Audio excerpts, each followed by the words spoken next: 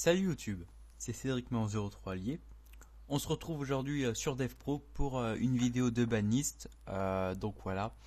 Donc comme vous le savez, il y a le championnat d'Europe, le championnat d'Amérique qui arrive, donc pour le championnat du monde. Et donc Konami a fixé une banlist qui ira jusqu'au championnat d'Amérique du Nord, donc le 13 juillet. Donc ce qui va se passer, je pense, c'est que la banlist va être révélée ce week-end, donc pour le championnat d'Europe. Voilà.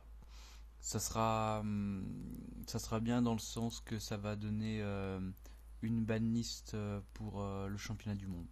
Donc voilà. Alors, je vais vous dire à présent mon opinion de cartes limitées, délimitées, tout ça.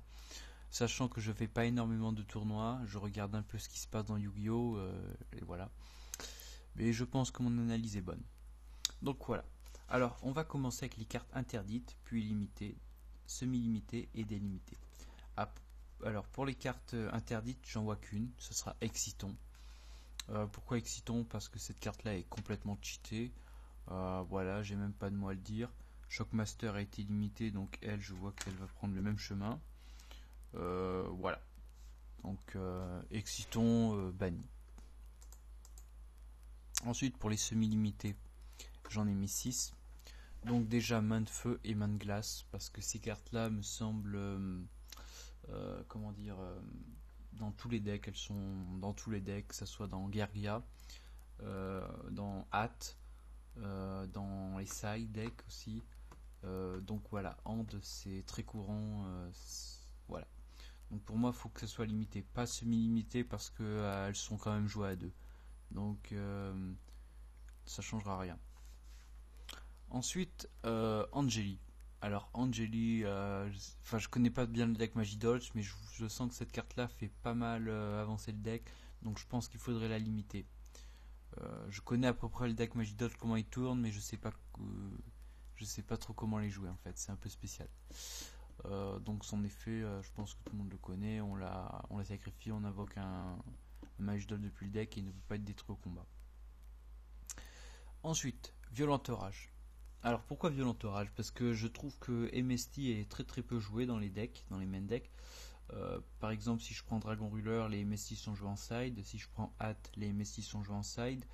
Si je prends, je sais pas, peut-être pas Mermaid, mais Guergia non plus.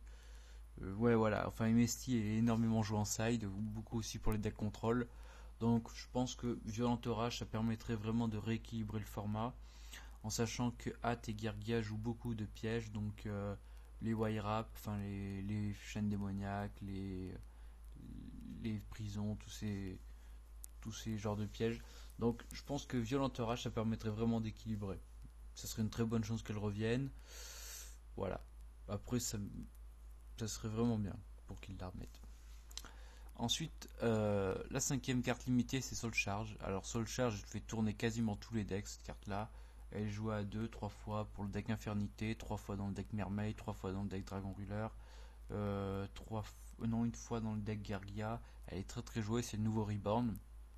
Ça permet de faire de l'invoque en masse. Donc une petite limitation s'impose. Voilà. Ensuite, nous terminons avec Ophion pour les limiter. Ophion, pourquoi il serait limité? Parce qu'il va laisser place avec Constellar à deux nouveaux archétypes, donc Shadows et Telak Knight, je crois, un truc comme ça, qui sont les nouveaux archétypes Light et Dark de Duel Terminal, emblématique. Et donc, pour que Evil Swarm ne fasse plus partie de ces cartes, enfin, ne fasse plus partie du méta et qu'il laisse place au Shadow, il faut limiter Ophion. Donc il a déjà été limité au Japon, maintenant il est passé à 2. Alors on pourrait le passer à 2 et il sort, mais ça va rien changer. À 1, ça peut un peu ça peut un peu faire mal, je pense. Après, faut voir ce qui va se passer. Voilà. Donc Ophion à 1.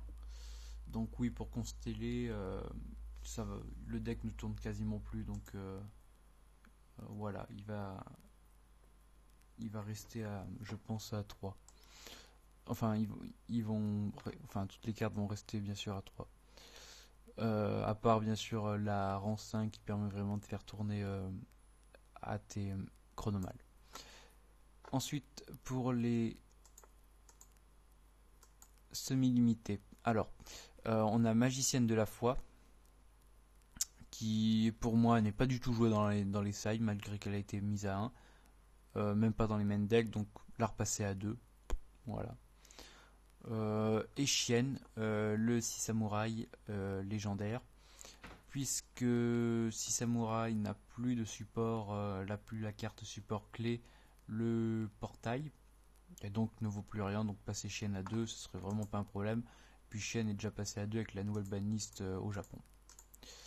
Voilà, alors qu'est-ce que je voulais dire d'autre?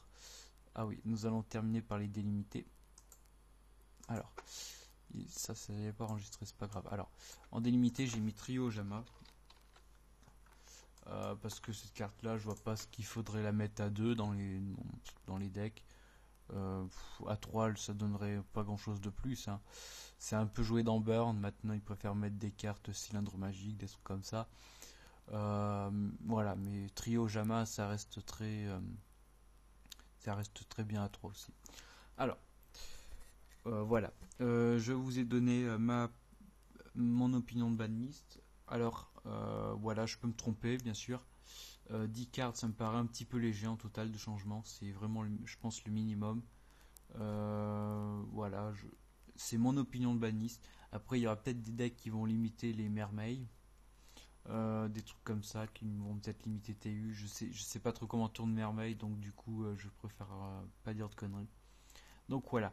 Alors c'était une vidéo de prédiction de banlist. Alors si elle vous a plu, je vous invite à liker ma page Facebook CédricMaron03 Allier, dont le lien sera mis dessous en souscribe. Et je vous dis à très bientôt et portez-vous bien.